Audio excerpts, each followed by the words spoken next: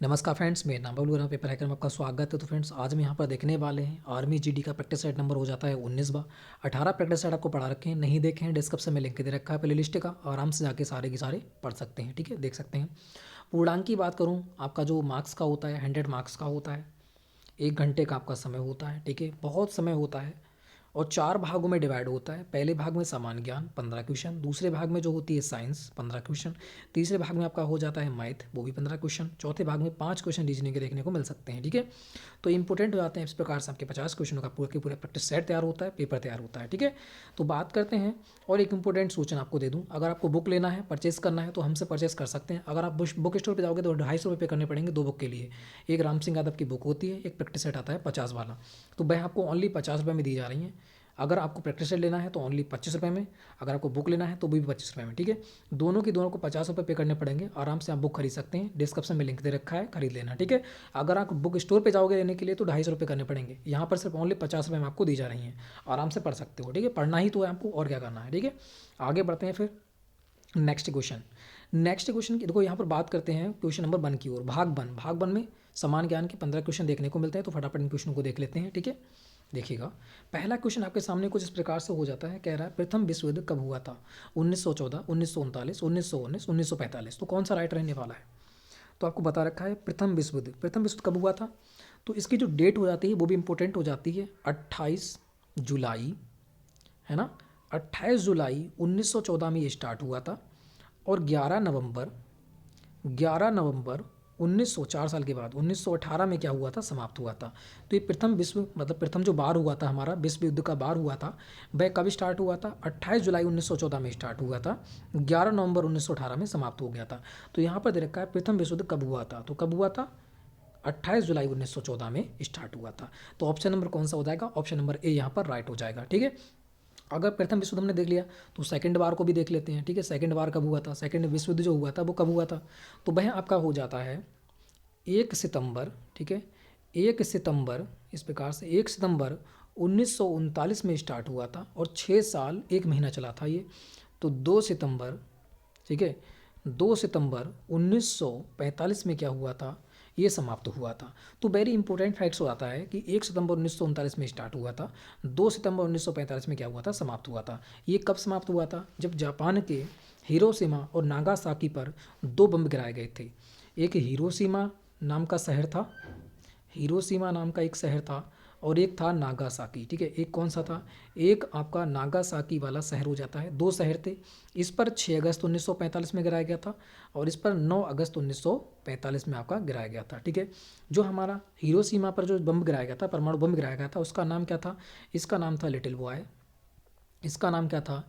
इसका नाम था तुम्हारा लिटिल बॉय। और जो नागासाकी पर गिराया गया था, इस जो बम का नाम था, वह हो जाता है आपका फैटमैन। कौन सा हो जाता है?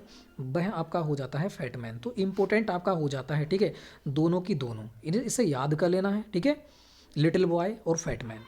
आगे बढ़ते हैं नेक्स्ट क्वेश्चन की ओर। क्वेश्चन नंबर अगर सेकंड की बात करते हैं, क्वेश्चन नंबर सेकंड को देखिएगा, यहाँ पर कौन सा राइट रहने वाला है? कह रहा है तेलंगाना भारत का राज्य कब बना? जो तेलंगाना था वह भारत का राज्य कब बना था, ये आपको बताना है। तो तेलंगाना की बात करें, ये 29वां राज्य था। ठीक है, ये कौन सा राज्य बना था? 29वां राज्य बना था। मगर वर्तमान की बात करूँ तो 28 राज्य हैं और 8 केंद्र शासित प्रदेश हो जाते हैं वर्तमान में। ठीक है, क्योंकि दादर और नागर हवेली को क्या कर दिया है? दादर एवं नागर हवेली दमन द्वीप को एक कर दिया गया है और जम्मू कश्मीर को अलग कर दिया गया है। ठीक है, तो 28 राज्य हैं और 8 क्या हैं? केंद्र शासित प्रदेश आपके हो जाते हैं। तो इंपॉर्टेंट है, ये भी आपको याद रखना है। मगर जो पहले हमारा राज्य बना था, अब कहें तो 28वां राज्य बना था, और पहले कहते थे तो 29वां राज्य हमारा बना था। कौन सा? तेलंगाना। 2 जून 2014 में आंध्र प्रदेश से अलग होकर, किससे? आंध्र प्रदेश से अलग होकर बनाया गया था 29वां राज्य, या कह सकते हैं 28वां राज्य। अब की बात करें तो 28वां राज्य बना गया था 2 जून 2014 में। ठीक है, तो बहुत ही इंपॉर्टेंट फैक्ट्स आता है, इसे याद रख लेना। और यहीं पर एक क्वेश्चन और बन जाता है कि यह बताइएगा समुद्र से कौन से राज्य की सीमा मिलती है? तो यहाँ पर आपको दे देगा आंध्र प्रदेश और एक दे देगा तेलंगाना। तो इम्पोर्टेंट हो जाते हैं क्योंकि यहाँ पर समुद्र सीमा किसकी मिलती है? तो इस प्रकार से पूरा राज्य था आंध्र प्रदेश। इस प्रकार से तेलंगाना काट दिया। तेलंगाना कहाँ पहुँच गया? ऊपर पहुँच गया। ठीक है, तेलंगाना कहाँ पहुँच गया? ऊपर पहुँच गया। और नीचे जो रह गया वो कौन सा रह गया? आंध्र प्रदेश। तो आंध्र प्रदेश की सीमा कहाँ मिलती है? ये आपके समुद्र से मिलती है। तो ये भी इंपॉर्टेंट फैक्ट्स यहाँ से बन जाता है। ठीक है, याद रखना इसके लिए भी। क्वेश्चन नंबर 30 की बात करते हैं, मानस अभ्यारण्य कहाँ स्थित है। जो मानस अभ्यारण्य है, काजीरंगा है, ये कहाँ पड़ते हैं, ये दोनों के दोनों असम में पड़ते हैं। तो ऑप्शन हो जाएगा ए यहाँ पर बिल्कुल राइट। ठीक है, आगे बढ़िए। क्वेश्चन नंबर 4 कह रहा है, किसको भारत रत्न नहीं मिला। किस बंदे को भारत रत्न नहीं मिला था, ये आपको बताना है। नरेंद्र मोदी को, सीवी रमन को, सचिन तेंदुलकर को, इनमें से कोई सा नहीं। सचिन तेंदुलकर को 2013 मिला था। सीवी रमन की बात करें, इनको ही मिल चुका है, मगर नरेंद्र मोदी को नहीं मिला है। ठीक है, तो ऑप्शन नंबर कौन सा हो जाएगा, ऑप्शन नंबर ए यहाँ पर बिल्कुल राइट हो जाता है। किसको भारत रत्न नहीं मिला था, तो नरेंद्र मोदी को भारत रत्न नहीं मिला था। आगे बढ़े। क्वेश्चन नंबर 5 कह रहा है यहाँ पर, दुनिया का सबसे बड़ा रेगिस्तान कौन सा है। दुनिया का सबसे बड़ा रेगिस्तान कौन सा है, इस क्वेश्चन का फटाफट आंसर दीजिए। क्वेश्चन नंबर 5 देखो, बात करते हैं दुनिया का सबसे बड़ा रेगिस्तान, तो वह आपका हो जाता है सहारा रेगिस्तान। कौन सा, सहारा रेगिस्तान। ये पड़ता कहाँ पर है, तो ये आपके उत्तरी अफ्रीका में पड़ता है। कहाँ पर, उत्तरी अफ्रीका। ठीक है, उत्तरी अफ्रीका में आपका पड़ता है रेगिस्तान, ये आपको याद रखना है।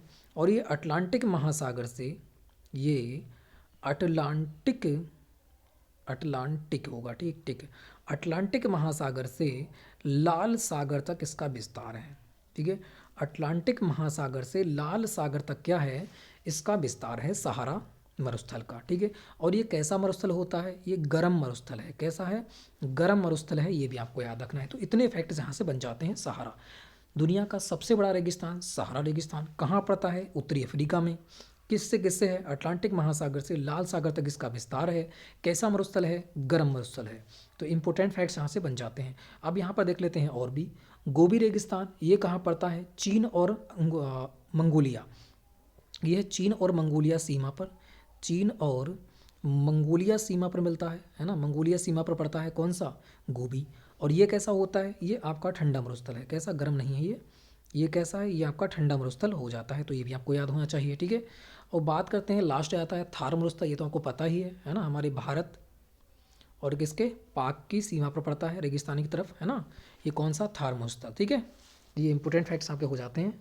आगे बढ़ते हैं फिर, है ना। नेक्स्ट क्वेश्चन को देखिएगा। नेक्स्ट क्वेश्चन का आंसर हमारा कौन सा रहने वाला है। क्वेश्चन नंबर 6 कह रहा है, कबड्डी का मैदान होता है। कबड्डी का मैदान होता है, कौन सा होता है बताना है।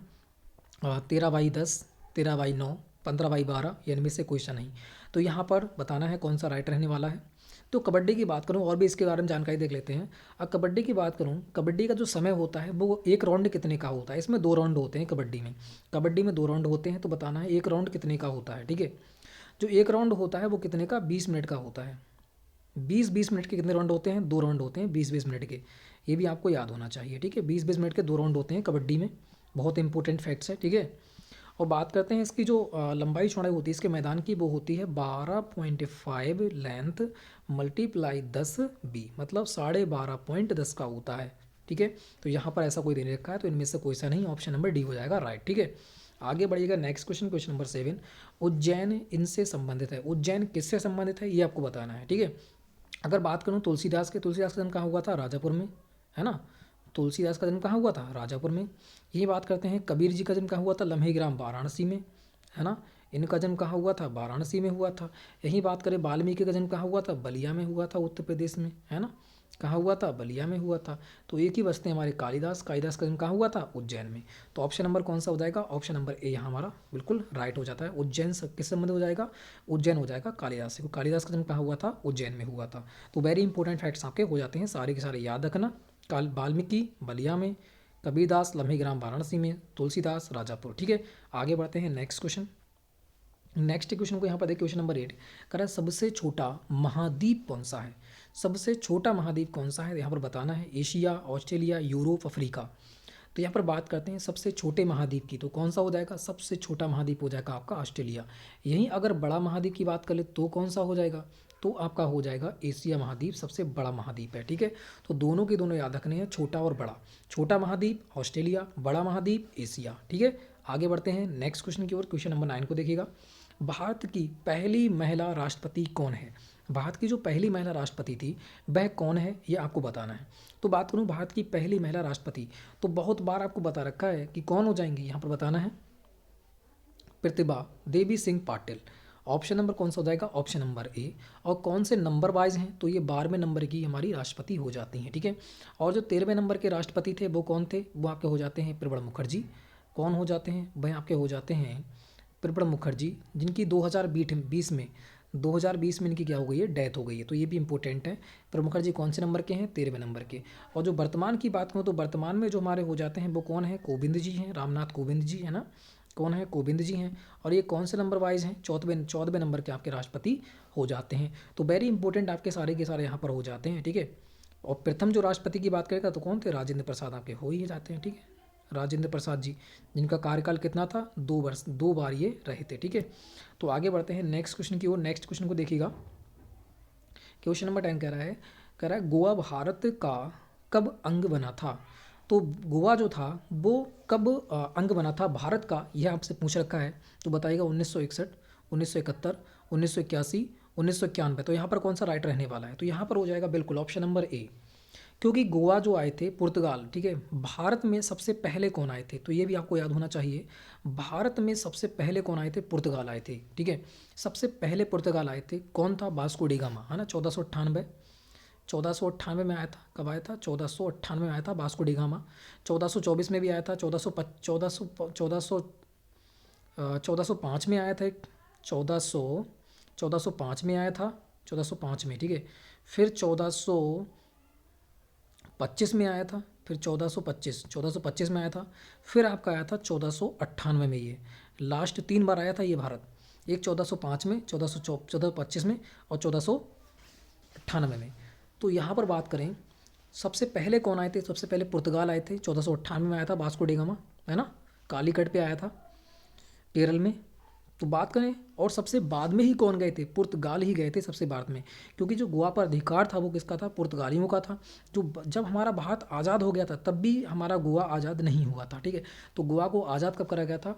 गोवा आज़ाद हुआ था 1961 में। ऑप्शन नंबर कौन सा हो जाएगा? ऑप्शन नंबर ए हो जाएगा। सबसे पहले आए थे भारत में और सबसे बाद में गए थे कौन थे? पुर्तगाल ही थे, ठीक है।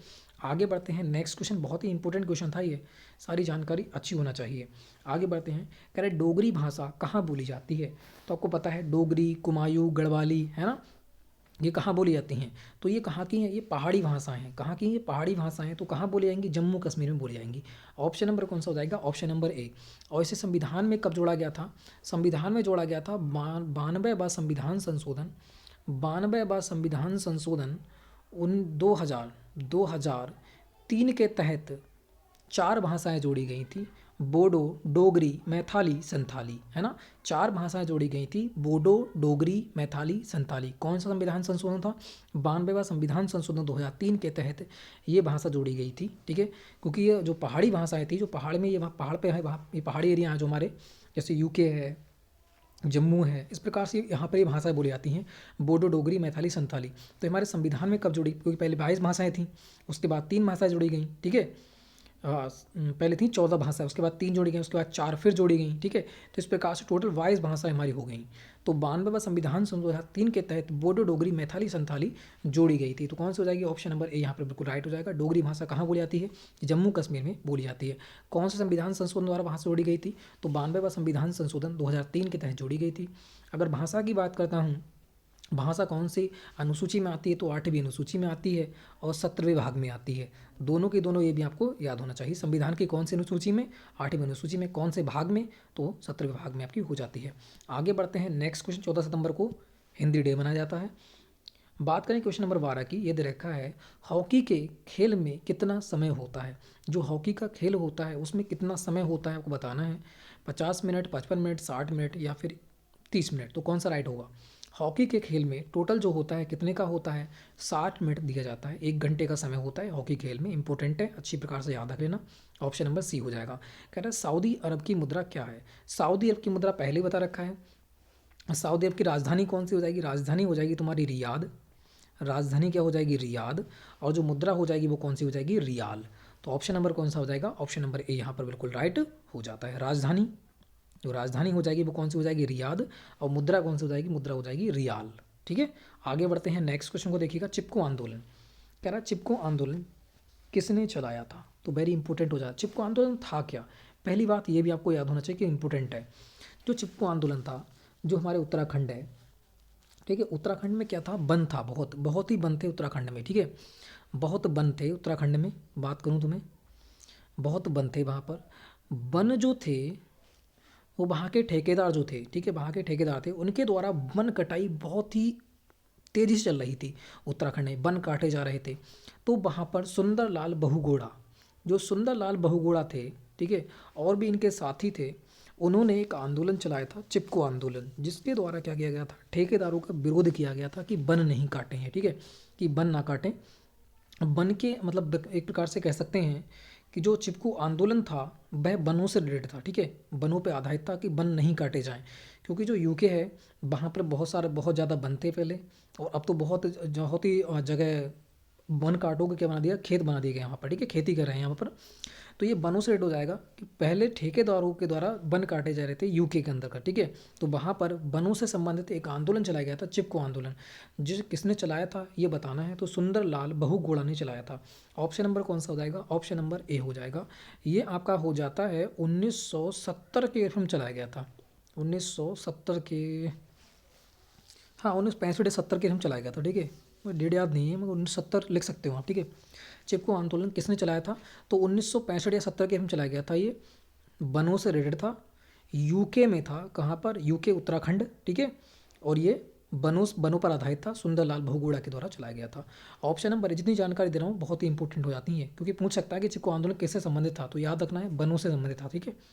आगे बढ़ते हैं, नेक्स्ट क्वेश्चन को देखिएगा कि उत्तराखंड राज्य किस राज्य से अलग हुआ। तो उत्तराखंड राज्य किस राज्य से अलग हुआ था ये आपको बताना है। 27वां राज्य बना था उत्तराखंड, कौन सा, 27वां राज्य बना था उत्तराखंड, ठीक है, 27वां था, बिल्कुल 27वां ही था, 36 26 सिक्किम बना था, तो ये 27वां राज्य था। और ये 9 नवंबर 2000 में अलग हुआ था, 9 नवंबर 2000 में अलग हुआ था। कहाँ, किससे अलग हुआ था, यूपी से अलग होकर, यूपी से अलग होकर बनाया गया था। 9 नवंबर 2000 में एक राज्य बनाया गया था जिसका नाम क्या था, उत्तराखंड, मतलब यूके बनाया गया था, ठीक है। और इसकी बात करूँ ये कितने ज़िलों से अलग होकर बना था, तो जो ज़िले थे यूपी के 13 ज़िलों से, यूपी के 13 ज़िलों से, जो पहाड़ी इलाका थे 13 ज़िले, उनको काट कर एक राज्य बनाया गया, कौन सा, उत्तराखंड, ठीक है। 2 नवंबर 2000 में अलग हुआ था, 13 जिलों से अलग होकर 27वां राज्य बनाया गया था, कौन सा, उत्तराखंड। तो यहाँ पर कौन सा हो जाएगा, ऑप्शन नंबर ए हो जाएगा, यूपी से अलग होकर बना था, ठीक है। आगे बढ़ते हैं, नेक्स्ट क्वेश्चन की बात करते हैं। तो यहाँ से हमारा साइंस का भाग 2 स्टार्ट हो जाता है, तो इसको देख लेते हैं फटाफट। क्वेश्चन नंबर 16 की बात करते हैं। ये कह रहा है एक विद्युत बल्ब को 220 वोल्ट से जलाया हुआ है, मतलब जलाया जाता है, और विद्युत प्रवाह जो होती है वो 0.50 एम्पीयर है। तो बल्ब में पावर कितनी होगी, जो बल्ब की पावर होगी, जो वाट होगी, वो कितने वाट का बल्ब होगा, ये आपको बताना है, ठीक है। तो यहाँ पर कौन सा राइट होगा, उसकी पावर क्या होगी। तो पावर की बात करूँ, पावर बराबर होता क्या है, W बराबर होता है BR, क्या होता है, BR। B मतलब क्या होता है, वोल्ट, R मतलब क्या होता है, प्रतिरोध, मतलब उसकी जो होती है ना, ये विद्युत प्रवाह की बात कर रहे हैं यहाँ पर, ठीक है। तो रख दो यहाँ पर भाई, जो बोल्ड दे रखे हैं वो कितने रखे हैं, बोल्ड दे रखे हैं तुम्हारे 220, ठीक है। और पावर हमारी जो विद्युत दे रखी है वो कितनी है, 0.50 की। जब इसे काटेंगे तो कितनी पावर जाएगा, ये हो जाएगा 110, ठीक है, 110 वाट यहाँ पर निकल के आ जाएगा। तो कौन सा हो जाएगा, ऑप्शन नंबर बी यहाँ पर राइट हो जाएगा, 110 वाट, ठीक है। तो बिल्कुल ईजी है, कुछ नहीं है। W मतलब पावर बराबर क्या हो जाएगा, वोल्ट बटे प्रतिरोध मतलब धारा, ठीक है, बिल्कुल ये विद्युत धारा कह सकते हैं R के लिए, ठीक है। तो इस प्रकार से आराम से कर सकते हैं। आगे बढ़ते हैं नेक्स्ट क्वेश्चन की ओर। नेक्स्ट क्वेश्चन की बात करते हैं। ये देखा है चिकनगुनिया कैसे फैलता है, तो बिल्कुल पता है तुम्हें, चिकनगुनिया था किससे, मच्छर द्वारा फैलता है ना, इजी क्वेश्चन, आराम से कर सकते हो। आगे बढ़ते हैं, कह रहा है इनमें से कौन प्रदूषक नहीं है, कौन सा प्रदूषण नहीं फैलाता ये बताना है आपको, कौन प्रदूषक नहीं है। तो पहला दे रखा है SO2 sulphur dioxide, CO carbon monoxide, CO2 carbon dioxide, N2O nitrous oxide. तो यहाँ पर कौन सा बिल्कुल राइट रहने वाला है बताइएगा। SO2 सल्फर डाइऑक्साइड, बिल्कुल, ये तो अम्लीय वर्षा भी करता है ना, तो ये तो गलत हो जाएगा, प्रदूषण फैलाता है। CO की बात करें तो ये कार्बन मोनोऑक्साइड है, ये भी प्रदूषण फैलाता है ना। कार्बन डाइऑक्साइड भी वो फैलाता है, मगर जो नाइट्रस ऑक्साइड है, जो हंसाने वाली गैस होती है ना, तो लाफिंग गैस कह सकते हैं। तो यहाँ पर ऑप्शन नंबर क्या हो जाएगा, डी हो जाएगा यहाँ पर, ठीक है, ये प्रदूषण नहीं फैलाती है। आगे बढ़ते हैं, नेक्स्ट क्वेश्चन की बात करते हैं। निम्नलिखित में से स्केलर मात्रा कौन सी है, ठीक है, स्केलर मात्रा कौन सी है बताना, स्केलर होगा यहाँ पर, ठीक है। स्केलर मात्रा कौन सी है, विद्युत क्षेत्र, कोणीय संवेग, वेग या फिर विद्युत विभव। तो तो यहाँ पर कौन सा राइट होगा, निम्नलिखित में स्केलर मात्रा कौन सी है, तो यहाँ पर कौन सा हो जाएगा, ऑप्शन नंबर डी विद्युत विभव हो जाएगा। ठीक है, ये थोड़ा सा टिपिकल क्वेश्चन हो जाता है। आगे बढ़िएगा, नेक्स्ट क्वेश्चन देखिएगा, सोडा पानी बनाते समय किस गैस का प्रयोग होता है, तो ये तो बहुत बार हमने पढ़ रखा है ना, कार्बन डाइऑक्साइड हो जाएगा, CO2। आगे बढ़िएगा, नेक्स्ट क्वेश्चन की बात करते हैं, निम्न में से अदिश राशि कौन सी है, तो अदिश सदिश मैंने ट्रिक बताई थी आपको, है ना, जो सदिश होती है, सीधी बात, जो सदिश राशि जो होती है उसमें बा होता है, ये ट्रिक होती है, उसमें बा होता है, चाहे फटा हो, एक ही बा होगा, कौन सा, एक ही बा, सिर्फ भार को छोड़कर, सिर्फ भार को छोड़कर। ठीक है, भार क्या होती है, सदिश राशि होती है, और बाकी सब में क्या मिलेगा, तुम्हें बा देखने को मिलेगा, एक। तो यहाँ पर देख सकते हैं एक बा इसमें भी है त्वरण में, एक बा इसमें भी है बल में, गति में कोई बा नहीं है, तो ये कौन सी हो जाएगी, अदिश राशि हो जाएगी, भार को छोड़कर। ठीक है, तो कौन सा हो जाएगा, ऑप्शन नंबर ए हो जाएगी, गति। तो मैंने बता रखा है कि सदिश में क्या होता है, बा होता है, एक बार बा आएगा तो समझ लो वो क्या है, सदिश राशि है, और बाकी सारी क्या है, अदिश राशि हैं, सिर्फ भार को छोड़कर। आगे बढ़ते हैं, नेक्स्ट क्वेश्चन को देखिएगा, कह रहा है हीरा डैश का बना होता है, तो हीरा कहाँ होता है, पन्ना, हीरा कहाँ निकलता है, पन्ना में निकलता है ना, मध्य प्रदेश के अंतर्गत। तो यहाँ पर देखा है हीरा डैश का बना होता है, किसका होता है, कोयले की खानों में हीरा पाया जाता है, तो ये क्या होता है, शुद्ध कार्बन होता है। ठीक है, आगे बढ़ते हैं, नेक्स्ट क्वेश्चन में देखिएगा, कह रहा है हड्डियों का अध्ययन कहा जाता है, हड्डियों का अध्ययन क्या कहा जाता है, ऑर्नियोलॉजी, ऑस्टियोलॉजी, पैलेंटोलॉजी या हिस्टोलॉजी, तो यहाँ पर कौन सा राइट होगा। देखो, ऑर्नियोथोलॉजी की बात करें तो ये पक्षियों का अध्ययन कहलाता है, ऑर्नियोथोलॉजी, ये तो हो गया पक्षियों का अध्ययन। ठीक है, ऑस्ट्रियोलॉजी ये हो गया हड्डियों का अध्ययन, ऑस्ट्रियोलॉजी क्या हो जाता है, हड्डियों का अध्ययन। तो ऑप्शन नंबर कौन सा जाएगा, ऑप्शन नंबर बी हो जाएगा। ठीक है, यहाँ पर कौन सा जाएगा, ऑस्ट्रियोलॉजी, ये हो जाएगा हड्डियों का अध्ययन, ऑप्शन नंबर बी बिल्कुल राइट होगा। और ओरियंथोलॉजी होता है तुम्हारा जो पक्षियों का अध्ययन हो जाता है। ठीक है, आगे बढ़ते हैं 24, निम्न में से बिजली का सबसे अच्छा चालक कौन सा है, तो बिजली का सबसे अच्छा चालक कौन सा है बताना है, तांबा, चांदी, लोहा, स्टील, तो यहाँ पर कौन सा राइट होगा, बिजली का सबसे अच्छा चालक कौन सा है, सबसे ज़्यादा इलेक्ट्रॉन किस में होते हैं, है ना, तो बात करें Ag, है ना, Ag बिल्कुल फास्ट हो जाएगा। विद्युत का सबसे अच्छा चालक कौन सा होता है, नंबर 1 का होता है तुम्हारा चांदी, और नंबर 2 का कौन सा होता है, नंबर 2 का होता है तुम्हारा तांबा। तो दोनों याद रखना है, पूछ लेता है कि दूसरा कौन सा होता है, दूसरा चालक बताइएगा तो तांबा हो जाएगा, फर्स्ट चालक की बात करेगा तो चांदी है ही। ठीक है, ऑप्शन नंबर बी यहाँ पर बिल्कुल राइट रहने वाला है। आगे बढ़ते हैं, नेक्स्ट क्वेश्चन की बात करते हैं, Cu कॉपर, चांदी Ag, लोहा Fe। ठीक है, आगे बढ़ते हैं, बेकिंग सोडा का सूत्र क्या है, बेकिंग सोडा का सूत्र क्या होता है, फटाफट देख लीजिएगा पहले, उसके बाद आंसर दीजिएगा। ठीक है, बेकिंग सोडा का सूत्र क्या होता है, फटाफट इस क्वेश्चन का आंसर देते हुए, बिल्कुल कौन सा राइट होगा, देख लिया होगा अब तक आपने सारे के सारे, है ना, तो यहाँ पर हो जाएगा NaHCO3। ठीक है, NaHCO3, ऑप्शन नंबर कौन सा हो जाएगा, ऑप्शन नंबर ए यहाँ पर राइट हो जाएगा। ठीक है, आगे बढ़ते हैं, क्वेश्चन नंबर 26 को देखिएगा, धरती पर सबसे ज़्यादा कौन सी धातु पाई जाती है, धरती पर सबसे ज़्यादा कौन सी धातु पाई जाती है, इसका आंसर दीजिएगा, कौन सी पाई जाती है, बिल्कुल बताइएगा, सोडियम, कैल्शियम, एल्यूमिनियम या फिर आपका हो जाता है लोहा, तो यहाँ पर कौन सा राइट होगा, बिल्कुल बताइएगा, यहाँ पर हो जाएगा एल्यूमिनियम। ठीक है, धरती पर सबसे ज़्यादा कौन सी धातु पाई जाती है, एल्यूमिनियम पाई जाती है। ठीक है, आगे बढ़ते हैं, नेक्स्ट क्वेश्चन, हीमोग्लोबिन का मुख्य घटक क्या होता है, हीमोग्लोबिन का जो मुख्य घटक होता है वो कौन सा होता है, प्रोटीन, लोहा, वसा, विटामिन। तो बात करें हीमोग्लोबिन क्या होता है, ये हमारे खून में जो होती है, ठीक है, खून के द्वारा हीमोग्लोबिन जो होती है वो ऑक्सीजन का आदान प्रदान करती है ना, जब ऑक्सीजन मिलती है तो ये ऑक्सी हीमोग्लोबिन में टूट जाती है, और जो जो हमारे शरीर में ऊतक वगैरह होते हैं, ठीक है, पूरे शरीर में ऑक्सीजन को पहुंचाने का कार्य करती है। तो यहाँ पर देखा है हीमोग्लोबिन का मुख्य घटक क्या होता है, तो जो हीमोग्लोबिन होती है वो लाल रंग की होती है, लाल रंग क्यों होता है, क्योंकि उसके अंदर लोहा पाया जाता है। ठीक है, तो यहाँ पर जो मुख्य घटक होता है वो कौन सा होता है, लोहा होता है। ठीक है, जो जो हमारा खून होता है उसका जो लाल रंग होता है वो किसके कारण होता है, लोहे के कारण होता है। तो यही हीमोग्लोबिन में पाई जाती है। ठीक है, कह रहा है निम्न में से कौन यौगिक है, कौन सा यौगिक है ये आपको बताना है, दूध, पानी, हवा, पीतल। तो ये तो बिल्कुल इंपॉर्टेंट और इजी क्वेश्चन है ना, पानी हो जाएगा।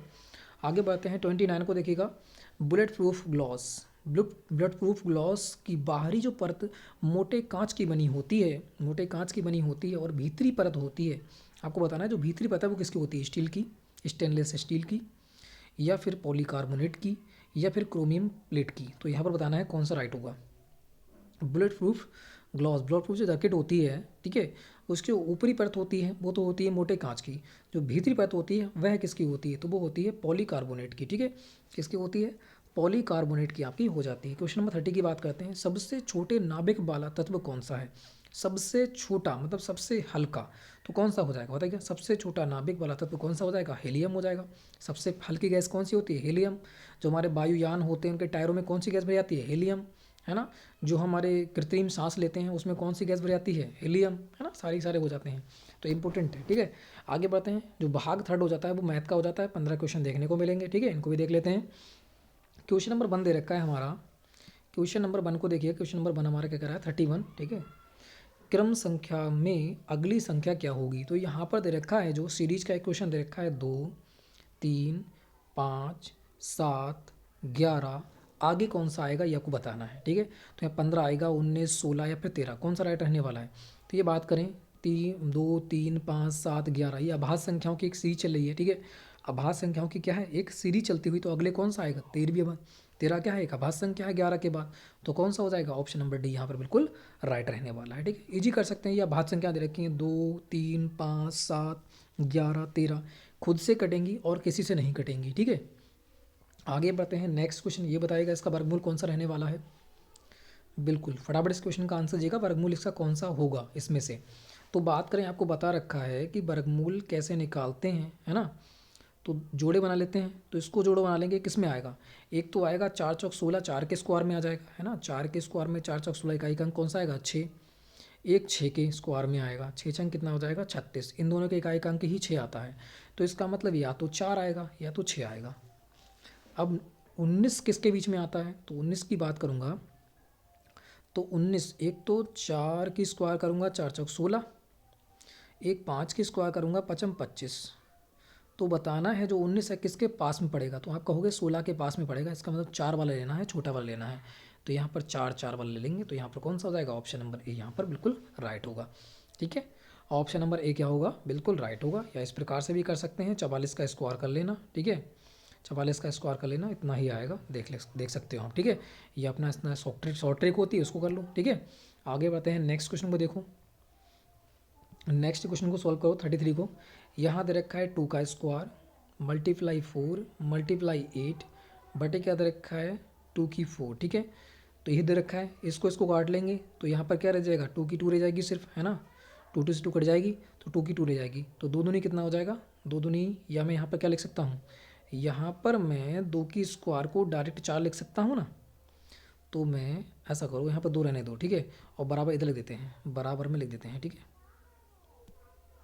बराबर कितना हो जाएगा, ये 4 बचेगा, मल्टीप्लाई 8 बचेगा, और नीचे की स्क्वायर को खोलेंगे तो कितना बचेगा, 4, 4 से 4 कट जाएगा, बचे कितना, 8।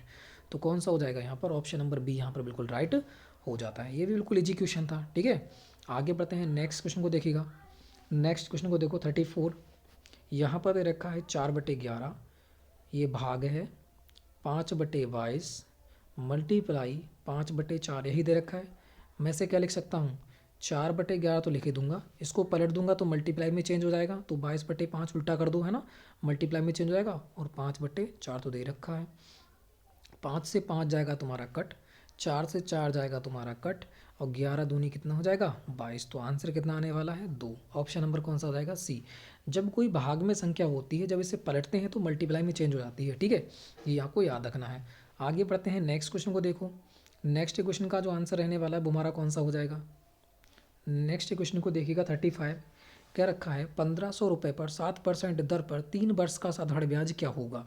तो साधारण ब्याज ही पूछ रखा है, कुछ नहीं दे रखा है, तो वही साधारण ब्याज के फार्मूला लगा दीजिएगा, P मल्टीप्लाई आर मल्टीप्लाई समय बटे क्या हो जाएगा, 100, और बराबर क्या प्राप्त होगा, ब्याज प्राप्त हो जाएगा। बस फार्मूले पुट कर देंगे, आंसर हो जाएगा। तो कितना दे रखा है, जो हमारा पी का मान दे रखा है, मूलधन दे रखा है 1500, दर दे रखी है 7%, वर्ष दे रखी है 3, और मल्टीप्लाई 100, तो बराबर कितना हो जाएगा, 0 0 0 0, है ना। तो कितना हो जाएगा यहाँ पर देखो, ये हो जाएगा तुम्हारा 7 3 कितना हो जाएगा, 21। 21 से 15 की मल्टीप्लाई करेंगे कितना आ जाएगा, बताओ, 15 से 21 की मल्टीप्लाई करेंगे कितना आएगा। तो 15 1 15 के 5, हासिल लगा 1, 15 दूनी 30, और 1 कितना हो जाएगा, 31। तो 315 यहाँ पर मेरा आ जाएगा। 315 ऑप्शन नंबर सी में दे रखा है। ऑप्शन नंबर सी क्या हो जाएगा यहाँ पर बिल्कुल राइट रहने वाला है। ठीक है, आगे बढ़ते हैं फिर नेक्स्ट क्वेश्चन की ओर। नेक्स्ट क्वेश्चन को देखा 36। यदि एक वस्तु का क्रय मूल्य 150 रुपये और वह इतने रुपए में बेची गई, 168 में बेची गई, तो लाभ क्या होगा। एक बात बताइएगा, तुमने खरीदी कितने में, है ना, खरीदी मतलब क्रय मूल्य देते हैं खरीदने वाले को। ठीक है, क्रय मूल्य कितना दे रखा है, क्रय मूल्य की बात करूँ दे रखा है 150 रुपये। और जो विक्रय मूल्य है, ठीक है, बेचने वाला मूल्य है, जो विक्रय मूल्य है वो कौन सा दे रखा है 168 रुपये। आपने खरीदी इतनी में और बेच दी कितने में 165 में, तुम्हें कितने रुपए का प्रॉफिट हुआ, लाभ कितने का हुआ, 15 रुपये का लाभ हुआ। लाभ हमेशा किस पे होता है, क्रय मूल्य पर निकलता है। तो लाभ 15 का किस पर, 150 रुपये पर।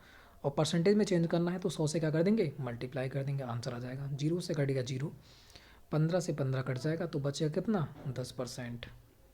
ऑप्शन नंबर कौन सा हो जाएगा, ऑप्शन नंबर डी यहाँ पर बिल्कुल राइट हमारा हो जाता है। ठीक है, बिल्कुल इजी क्वेश्चन था, कुछ नहीं करना था इसमें, है ना, आराम से क्वेश्चन सॉल्व हो जाते हैं। आगे बढ़ते हैं नेक्स्ट क्वेश्चन को देखिएगा। क्वेश्चन नंबर 37 कह रहा है एक वृत्त का व्यास 28 सेंटीमीटर, तो उसकी परिधि ज्ञात कीजिएगा। और वृत्त की परिधि आपको बता रखी है। वृत्त की जो परिधि का सूत्र होता है वह कितना होता है, वृत्त की परिधि होती है 2πr, बस इसमें पुट कर देना है। व्यास दे रखा है 28, ठीक है, तो r को निकालेंगे तो 2 से भाग दे दूंगा ना, क्योंकि व्यास क्या होता है, व्यास होता है ये पूरा यहाँ से यहाँ तक। त्रिज्या कहाँ से होती है, यहाँ से यहाँ तक की त्रिज्या होती है। ठीक है, यहाँ से यहाँ तक की, तो त्रिज्या निकालेंगे 2 से भाग दे देंगे तो r बराबर क्या निकल आएगा, 2 एकम 2, 2 चौका 8, 14 हो जाएगी r बराबर। बस इसमें पुट कर देंगे, हमारा आंसर हो जाएगा 2 मल्टीप्लाई पाई का मान कितना होता है 22/7, r कितनी दे रखी है 14, 7 से काटूंगा 7 दूनी 14, 2 दूनी 4, कितना हो जाएगा, सबको मल्टीप्लाई करो, 2 दूनी 4, 4 दूनी 8, 4 दूनी 8, कितना हो जाएगा 88। कहाँ दे रखा है 88 सेंटीमीटर। ऑप्शन नंबर सी यहाँ पर बिल्कुल राइट हमारा हो जाता है। ठीक है, बिल्कुल इजी क्वेश्चन था ये भी आपका। आगे बढ़ते हैं फिर। व्यास मतलब होता है ये पूरा यहाँ से यहाँ तक का, और त्रिज्या होती है इसकी आधी, है ना, आपको पता ही है वो तो वही मैंने 28 को 2 से भाग कर दिया है, आधा किया है, 14 निकल के आई मेरी त्रिज्या, आर की जगह मैंने रख दी त्रिज्या अपनी। ठीक है, आगे बढ़ते हैं फिर नेक्स्ट क्वेश्चन को देखो। नेक्स्ट क्वेश्चन यहीं पर दे रखा है 38 कह रहा है त्रिभुज के तीनों कोणों का जोड़ कितना होता है। त्रिभुज कैसा होता है, त्रिभुज ऐसा होता है, और मैंने बता रखा है तीनों कोणों का जो योग होता है, इसका इसका और इसका कितना होता है, ये भी मान लेते हैं। ठीक है, बिल्कुल, तो हमारा कितना हो जाएगा, जो तीनों कोणों का योग होता है वो कितना होता है 180 होता है। कितना होता है 180 होता है। ठीक है,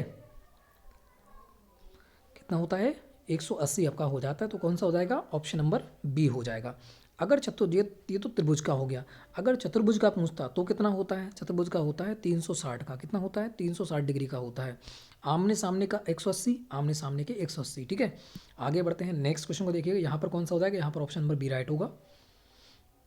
आगे बढ़ेगा, नेक्स्ट क्वेश्चन दे रखा है तुम्हारा। नेक्स्ट क्वेश्चन को देखिएगा, क्वेश्चन नंबर 39 का रखा है संख्या 8 का घन क्या होगा। देखो 8 का घन ये तो इजी है, 8 मल्टीप्लाई 8 मल्टीप्लाई 8 कर दो, आंसर कितना हो जाएगा 512, है ना। मैंने बता रखा है आपको कि 30 तक के क्या कर लेना है तुम्हें, स्क्वायर याद करना है। ठीक है, और 20 तक के क्या याद करना है तुम्हें, क्यू मतलब घन याद करना है। ठीक है, याद कर लेना इनको, बहुत इंपॉर्टेंट है, बहुत ज़रूरी है। ठीक है, आगे बढ़ते हैं, क्वेश्चन नंबर 40 को देखिएगा। यहाँ पर दे रखा है 9 मल्टीप्लाई 2 और मल्टीप्लाई 0.001, तो इसका आंसर बताना है कौन सा रहने वाला है। ठीक है, तो कर लो मल्टीप्लाई, कैसे करेंगे, अगर मल्टीप्लाई करोगे तो कितना आएगा, ये 1 से कर लो, है ना, ये हो जाएगा तुम्हारा, ये बात करूँगा तो कितना आ जाएगा, देखो यार, है ना, ये आ जाएगा तुम्हारा 2 एकन 92 एकन 92, सीधी बात 92 एकन कितना आ जाएगा तुम्हारा 92 आ जाएगा।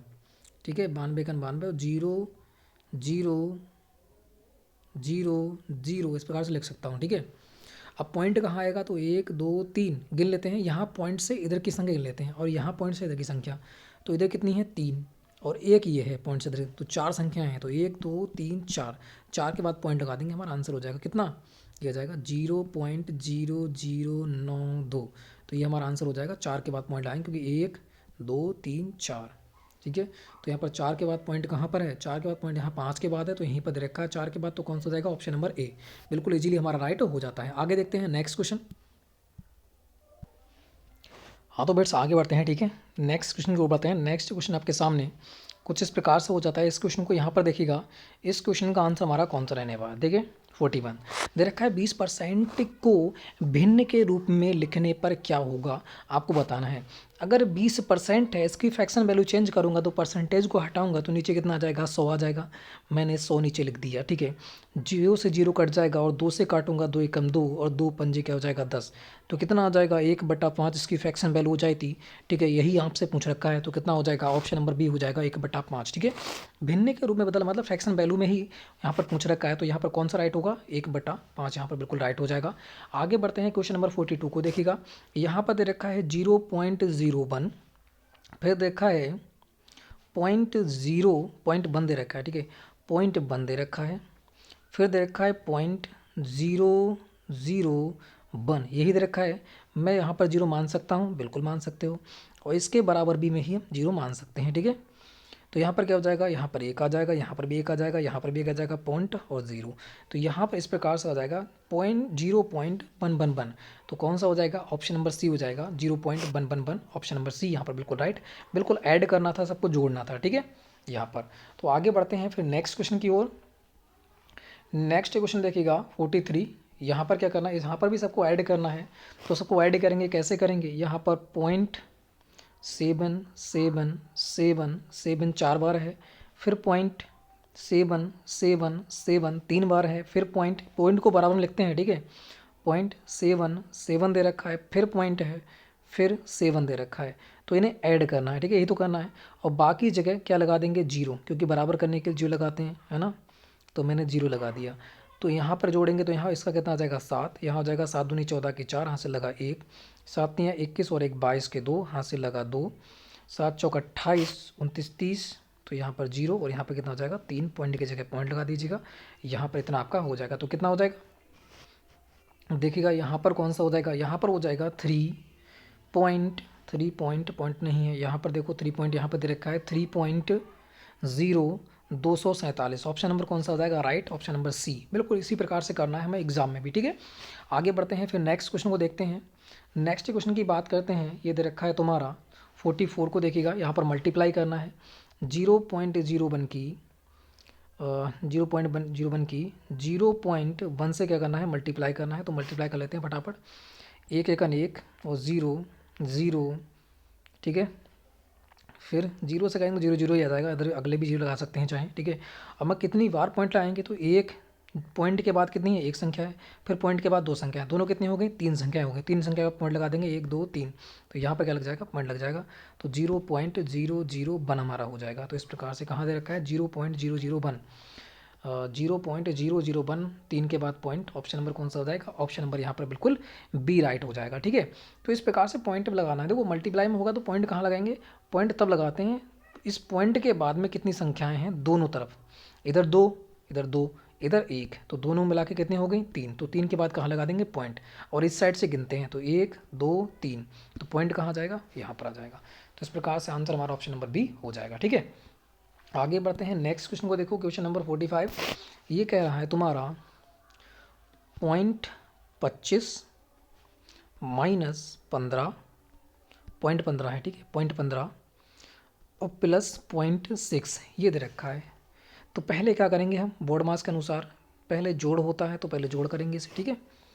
तो जोड़ को, जोड़ वाला संख्या एक जे है, जोड़ वाली संख्या एक जे है, प्लस वाली, दोनों को ऐड कर लेंगे तो कितना आ जाएगा, यहाँ पर आ जाएगा तुम्हारा 0.31 आ जाएगा। 0.31 में से मैं 15 घटा दूंगा तो कितना रहने वाला है, ठीक है, 15 यहाँ पर घट जाएगा तो कितना आएगा, यहाँ पर देखो ये हो जाएगा तुम्हारा, इधर जाएगा तो कितना हो जाएगा, इधर जाएगा तो हो जाएगा तुम्हारा 11, है ना, इधर जाएगा तो हो जाएगा 11, 11 में से 5 गया, बचा कितना 6, क्या ये तो गड़बड़ हो रहा है फिर तो, है ना, ये तो गड़बड़ हो रहा है। 30 31 में से 15 जाएगा, 6 है, सॉरी थोड़ा सा गड़बड़ होते हुए, ठीक है, रुकिएगा। देखो पहले हम प्लस प्लस को ऐड करेंगे, बस इसी में थोड़ी सी गलती हो जाती है, क्योंकि 0.25 दे रखा है तो 0.50 लिखो, और 0.6 है, 6 यहाँ आ जाएगा, और 0 कहाँ आ जाएगा, 0 आएगा यहाँ पर, तो 60 बन जाएगा ये, प्लस ऐड करोगे प्लस प्लस को, तो इसको और इसको जब ऐड करेंगे 0.25 को प्लस 0.6 को जब ऐड करेंगे तो इस प्रकार से ऐड करेंगे तो यहाँ पर आ जाएगा 5 और 6 दो कितना आ जाएगा 8, तो यहाँ पर 85 आएगा, 0.85, अब 0.85 में से 0.15 घटाना है तो यहाँ पर कितना आएगा, देखो यहाँ पर आ जाएगा 0.70, यहाँ पर आने वाला है कितना 0.70, तो इसे हम 0.7 भी लिख सकते हैं। तो कौन सा हो जाएगा, ऑप्शन नंबर सी राइट होगा। देखो अच्छा क्वेश्चन था, ठीक है, थोड़ा टिपिकल क्वेश्चन हो जाता है और अच्छा क्वेश्चन आपका हो जाता है, ठीक है। आगे बढ़ते हैं नेक्स्ट। तो नेक्स्ट स्टेप की बात करते हैं, तो यहाँ से आपके 45 क्वेश्चन हो चुके हैं, ठीक है। तो अब जो आपका आ गया है, अब जो क्वेश्चन हो जाएंगे आपके सामान्य बुद्धिमत्ता, मतलब रीजनिंग से स्टार्ट हो जाता है भाग 4, ठीक है। तो 46 क्वेश्चन देखते हैं। तो 46 ये दे रखा है, सीरीज का क्वेश्चन दे रखा है, ठीक है। तो बताना है आगे संख्या कौन सी आने वाली है। 2 दे रखा है, 5 दे रखा है, 9 है, 19 है, 37 है। आगे बताना है आगे यहाँ पर कौन सी संख्या आने वाली है। तो फटाफट आंसर दीजिएगा, इसका कौन सा रहने वाला है, बिल्कुल बताइएगा यहाँ पर क्या रहने वाला है। मल्टीप्लाई हो रही है क्या, 2 दूनी 4 प्लस 1 5 और 5 दूनी 10 माइनस 1, 9 दूनी 18 प्लस 1, 19 दूनी 38 माइनस 1। अच्छा वही हो रहा है, प्लस 1 माइनस 1 मल्टीप्लाई होकर यहाँ मल्टीप्लाई करो, देखो 2 से 9, 2 दूनी 4 प्लस 1 बराबर कितना हो जाएगा 5। इसको देखो 5 दूनी 10 और माइनस 1 बराबर कितना हो जाएगा 9। अगले देखो 9 दूनी 18 प्लस 1 है ना, अब 19 दूनी 38 माइनस 1 37, 37 दूनी और प्लस 1 कर दो, आंसर हो जाएगा 37 दूनी कितना हो जाएगा 7 दूनी 14, मतलब हो जाएगा तुम्हारा 74 और एक कितना हो जाएगा 75। तो हमारे यहाँ पर कितना आ जाएगा 75। ऑप्शन नंबर कौन सा जाएगा, ऑप्शन नंबर बी यहाँ पर बिल्कुल राइट हो जाता है, ठीक है। या ऐसे इस प्रकार से भी दो कर सकते हैं, एक और लग रही है इस पर ट्रिक, देखो ये 2 है, 5 है, 9 है, 19 है, 37 है और डैश पूछ रखा है, ठीक है। देखो 2 को दोगुना करूँगा, 2 दूनी 4, 4 कहाँ ऐड कर देना है 5 में, जब ऐड करूँगा तो हो जाएंगे 9। अब 5 को दोगुना करो, 5 दूनी 10, 10 इसमें ऐड कर देना, ठीक है, कितना हो जाएगा 19, ठीक है। अब 19 दूनी 38, 38 ऐड कर देना है इसमें, सॉरी 9 दूनी 18 ऐड होगा ना, 9 है यहाँ पर 9 है, ठीक है। अब 9 को दोगुना करना है, 9 दूनी 18, 18 को इसमें ऐड करूँ कितने हो जाएंगे 37। अब 19 दूनी 38, 38 को ऐड कर दो तो यहाँ पर कितना आ जाएगा, ये हो जाएगा 75, बस आंसर हो जाएगा। इस प्रकार से भी निकाल सकते हो, देखो दो ट्रिक यहाँ पर फॉलो हो गई, ठीक है। आगे बढ़ते हैं नेक्स्ट क्वेश्चन, देखो यह से पछताका हो जाता है, हिंदी की बात करूँ तो, ठीक है, रीजनिंग से है। 47 कह रहा है, यदि दूध के लिए गाय तो शहद के लिए क्या होगा। अरे गाय दूध देती है तो शहद कौन देगा, मधुमक्खी देगी। ऑप्शन नंबर बी राइट होगा, ठीक है। आगे बढ़ते हैं नेक्स्ट क्वेश्चन को, देखो नेक्स्ट क्वेश्चन ये हमारा हो जाता है, ठीक है, सीरीज का क्वेश्चन है। इसको देखिएगा, इस क्वेश्चन का आंसर हमारा कौन सा रहने वाला है। कह रहा है INSTITUTION के लिए सांकेतिक भाषा में इतना लिखा जाता है, तो इतने को क्या लिखेंगे, हो क्या रहा है यहाँ पहले देखो। एन की बात करूँ तो एन कहाँ गया सबसे पहले, ओ, फिर आई, फिर टी, फिर यू, और ये सब अपोजिट हो रहे हैं भाई, ये अपोजिट हो गया, पूरा की पूरा उल्टा कर दिया उन्होंने, ठीक है, पूरा क्या कर दिया उल्टा। तो इसको भी क्या करना है उल्टा करना है, एन कहाँ जाएगा इधर, पी कहाँ पहुँच जाएगा इधर, तो एन इधर आएगा, पी इधर आएगा, देख लो कहाँ पर है एन और पी, एन और पी लास्ट वाले में है और कहीं है भी नहीं, ठीक है। तो ऑप्शन नंबर डी क्या हो जाएगा, राइट हो जाएगा बिल्कुल। आगे बढ़ते हैं नेक्स्ट क्वेश्चन, देखो नेक्स्ट क्वेश्चन, क्वेश्चन नंबर 49 कह रहा है, निम्नलिखित श्रृंखला में से ऐसे कितने 6 हैं जिनके ठीक पहले 7 और ठीक बाद 3 आता है। तो इस प्रकार से मेरा कहाँ पर बन रहा है, कितनी बार बन रहा है वह हमें देखना है। तो बात करें 763, 7 नहीं बनना है, 763 आना चाहिए, तो यहाँ पर 3 नहीं है तो ये भी गलत हो जाएगा। 7 तो यहाँ पर नहीं होगा, 763 नहीं होगा, 7 नहीं होगा, 763 एक यहाँ पर बना ये वाला।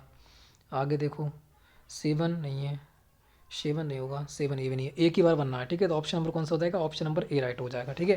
तो इस प्रकार बिल्कुल इजी क्वेश्चन था ये भी, ऑप्शन नंबर ए क्या हो जाएगा हमारा बिल्कुल राइट हो जाता है। लास्ट क्वेश्चन बचता है, लास्ट क्वेश्चन को फटाफट कीजिएगा, क्वेश्चन नंबर 50 का कह रहा है, ए सामने की तरफ 10 मीटर चला। ए जो है वो सामने की तरफ, ए कोई बंदा था यहाँ पर खड़ा था, सामने की तरफ कितना चला 10 मीटर, 10 मीटर मैंने लिख दिया। फिर इसके बाद दाहिने मुड़ता है 10 चलता है, दाहिने मुड़ा 10 चल गया। उसके बाद फिर तब वह हर बार बाईं ओर मुड़ता है, हर बार बाईं मुड़ेगा, तो बाईं कहाँ जाएगा इधर, तो पहले 5 मुड़ेगा, फिर 15 मुड़ेगा, फिर 15 मुड़ेगा, तो इसका मतलब यहाँ पर आ जाएगा बराबर में 5 और 5 15 हो जाएगा, सही। तो ये भी 15 है यहाँ पर, ठीक है, 5 और 5 15, तो बराबर में आ गया यहाँ पर। तो वो कह रहा है प्रारंभिक स्थल से अब है उत आरंभिक स्थल से अब उसकी कितनी दूरी है, तो आरंभिक स्थल से कितनी है ये बताना है। तो 10 तो ये, और ये 15 है, तो ये कितनी है 5, तो ये भी कितनी हो जाएगी 5, तो 5 मीटर दूरी पे है। ऑप्शन नंबर कितना हो जाएगा, ऑप्शन नंबर ए यहाँ पर बिल्कुल राइट हो जाएगा। तो यहाँ पर हमने 50 क्वेश्चन देखे हैं। आपका स्कोर कितना रहा है डिस्क्रिप्शन में बताना है आपके लिए, सभी लोगों के लिए, ठीक है। जितना स्कोर रहा है, अगर 35 प्लस स्कोर आया तो बहुत ही अच्छी बात है, ठीक है। और जिसका 40 प्लस है उसकी तो कोई बात ही नहीं है, वो आराम से एग्जाम को क्लियर कर देगा। और इसका 35 प्लस रहा है, थोड़ा सा तैयारी कीजिएगा। जो 40 वाले हैं वो 45 की ओर बढ़िएगा, ठीक है, 45 की ओर बढ़िएगा, 45 प्लस की ओर। तो फ्रेंड्स वीडियो चाहिए तो लाइक कीजिएगा, शेयर कीजिएगा, चैनल को सब्सक्राइब करना है, लाइक करना है वीडियो को, ठीक है। और एक बार शेयर जरूर करना है, एक बार वीडियो को शेयर जरूर करना है, ठीक है। और जिन लोगों को बुक खरीदना है, ठीक है, बुक की PDF खरीदना है, ओनली 25 रुपये में आपको 50 प्रैक्टिस सेट दिए जा रहे हैं, ठीक है, 50 प्रैक्टिस सेट दिए जा रहे हैं 25 रुपये में। और 25 रुपये में राम सिंह यादव की पूरी बुक दी जा रही है आपके लिए, पूरी की पूरी बुक दी जा रही है, ठीक है। अगर आप बुक स्टोर से खरीदोगे 250 रुपये करने पड़ेंगे। यहाँ पर आपकी ओनली दोनों की दोनों बुक 50 रुपये में आपको दी जा रही हैं। 200 रुपये का आपको क्या होने वाला है, फ़ायदा होने वाला है, 1 महीने का रिचार्ज आपका बच जाएगा, ठीक है फ्रेंड्स। तो वीडियो चलेगी तो शेयर कीजिएगा, चैनल को सब्सक्राइब करना है, वीडियो को लाइक करना है, ज़्यादा से ज़्यादा शेयर करना है, ठीक है। और ज़्यादा से ज़्यादा लाइक करना है, एक ही बार लाइक करना है, ठीक है। तो फ्रेंड्स जय हिंद, जय भारत।